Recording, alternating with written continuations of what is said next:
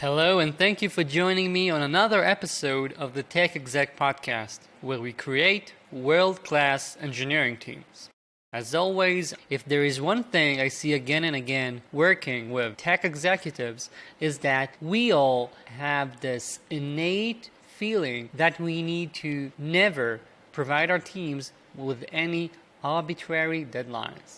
It's just that specific term, arbitrary deadlines, makes us cringe. And having talked to a bunch of people about this, I think this, first of all, stems from us ourselves being burned by it in the past. You might have worked for a boss that used arbitrary deadlines in order to grind all of the team into doing things. You might have wasted days and nights on end trying to hit a deadline only to later realize it meant nothing. And you might have tried yourself to provide people with deadlines before, only to see how they get angry, get frustrated, and so forth. And because of that, many of us try to never put on deadlines. I think that Kanban, for example, has a lot of pluses, but basically every executive I know that has decided to use Kanban did it because they had deadlines. They did not want to put any deadlines on their teams. And I get that. I get having seen how deadlines when done wrong can be bad, but I believe that we have to put some sort of a deadline on things. I will go into the different reasons in a second, but first of all, I want to make something clear. Just because you have seen something done wrong in the past does not mean that that thing can never be done right. It does not mean that you need to write off that specific thing. In all likelihood, you've had bad bosses in the past. You yourself probably have done things wrong in the past, right? Just because something, a specific tool, was mishandled does not mean that that tool should never be used again. If you stub your toe with a hammer, it does not mean you will never use a hammer again, right? The same applies here. So many people are using deadlines wrong. It doesn't mean that you should not be using deadlines forever. And let's first, before diving into how you should be providing deadlines, discuss why you should be providing these. First of all, I think we all know and have heard about Parkinson's law. Work will extend itself to the capacity of the time given to it.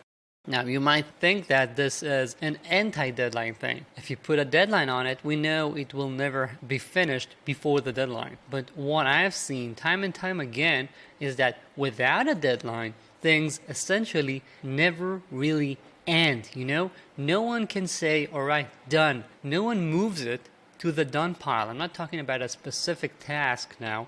I'm talking about bigger picture things. They never are claimed to be done. No one is never actually sure. And the first rule when going to a barbecue is that you have to know how done you want your steak. Otherwise, it's going to get overcooked and you're not going to be happy. And I believe that truly as well when it comes to software. When it comes to engineering, not having a deadline on something means that you do not know how much you're investing in order to get this thing done. Just because something seemed worthwhile when you said, all right, it will take about a month, does not mean that it's all right for it to take 3 months later on. I believe in putting a deadline on things so that you make an explicit decision on how much you want to invest in that specific thing. Basecamp, in their terminology of the book Shape Up, call these placing bets. And they say you place a bet of, for example, 6 weeks on a specific feature, on a specific goal.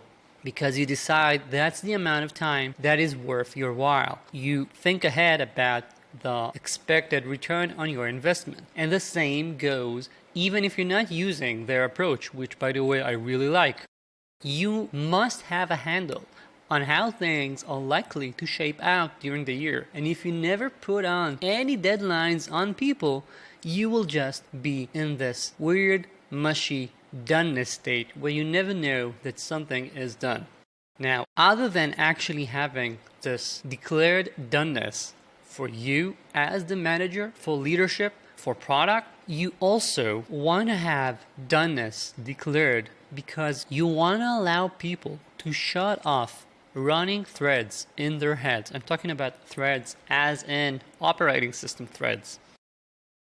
people, especially your middle managers, have way too many things running in their heads. They have no ability to handle all the cognitive load this takes, and I see middle managers again and again being overwhelmed, never actually knowing what has been finished. They have a growing stack of issues and projects and initiatives that they are responsible for. And if your stack only always gets bigger, you will not be able to invest the same amount of thought and leadership that you could have invested a year ago into something. And because of that, you want, again, to have deadlines. You want to have doneness. Once something is done, if it has a clear deadline, I know at what date and time that thing will be taken off of my plate. I know that I will not have a mountain of projects sitting on my plate, obscuring the view of the things lying under them. So deadlines are good for you to know that things get done given the amount of investment you want, and are also good for the people working on them to know they can stop thinking about certain things. Deadlines enable leadership and vision. You as a leader and the whole executive team in your company need to be able to plan ahead and have vision. Vision usually means that you have a very long-term thing that you're striving for, and you start stacking bricks in order to achieve that strategy. And you cannot always stack them as they show up. You have to plan ahead. You have to know that a certain thing done roughly in that specific, for example, month or quarter. Having that allows you to plan ahead and gain a handle on your vision and on your roadmap.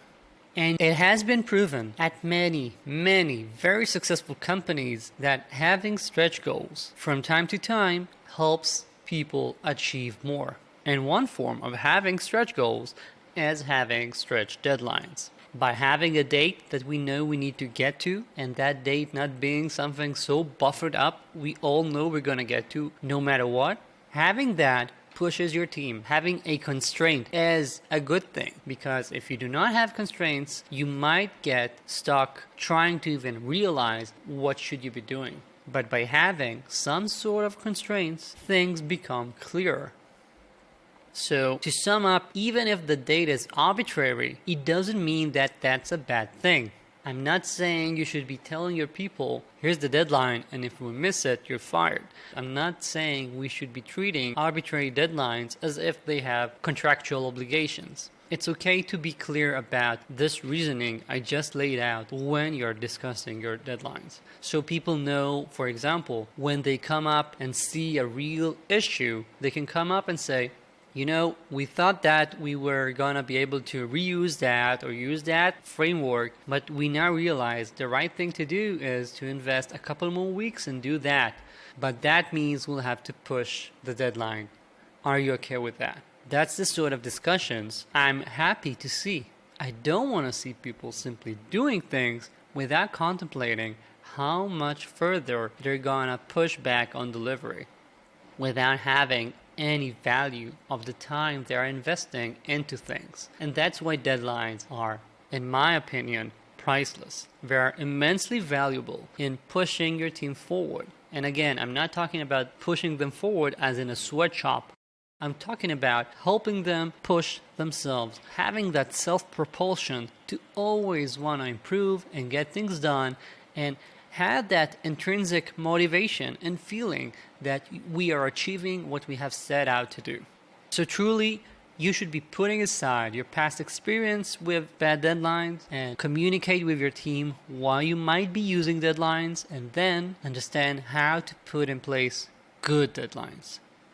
And that boils down to understanding deadlines are not a magic wand. You cannot simply put a deadline on something and say, I don't care what, it's going to be done by then. And that's how many companies try and use deadlines. I've been in companies that are constantly in this blitz mode. There's always an imminent deadline. It's always clear we're never going to get to it. And people are working long hours, weekends, piling up so much tech debt only to hit that specific deadline. And then the second they get to it, usually a few days late, there's a new deadline already on the horizon. And that is a feeling that makes people burn out so fast. And you do not want to use that. What you want to do is to create an environment where you see that deadlines are used as a tool to constrain the different things that are possible to do and to drive people forward. So for example, when you are creating your OKRs, whether it's quarterly, monthly, whatever, have some that are stretch goals. Have some that are going to be pushing your people out of their comfort zone. In your one-on-ones, regularly check if people are talking about being burned out, if people are too afraid of these. For example, I recently talked to a coaching client who said that he treated deadlines just like I'm talking right now. No one thinks you're going to get fired if you miss a deadline. But he had an employee that was completely nervous and anxious whenever there was a deadline. He treated deadlines as sacred. He was probably burnt really bad in previous companies and simply did not understand the way things were trying to be done. So communicate a lot and make sure that people understand that unless you said this is, again, a contractual thing, or we're going to be on national TV covering this, so it must work by then. Unless you have some sort of an external, non-arbitrary deadline, something that is fixed, then most deadlines are not deadlines you need to die for, alright? They're not that kind of a deadline. They are used as tools to decide on your investments and in order to bring in a specific cadence so that your whole team works to achieve a thing by a specific date. And this has to be communicated, especially again if you see someone getting too anxious or nervous about missing or hitting a deadline. And lastly, retrospect as a whole. I always believe that we need to be improving how we are improving. And so if you put up a bunch of deadlines, for example, for your quarterly OKRs, once that quarter is done and you're planning the next one, also have a clear retrospective with everyone on board to discuss whether those deadlines were good ones. Did people feel like they were piling on debt simply because something was constrained too far? Did they feel like they could have done something faster, but the deadline said end of quarter, so they just kept working on it? Having these open discussions can really help boost how your people are working together and make your deadlines a tool that helps you all propel yourselves forward instead of being something that you are afraid of. That's it for this week. Thank you for joining me. As always, you're invited to join the best newsletter online for tech executives. The link is in the show notes. Thank you and talk soon.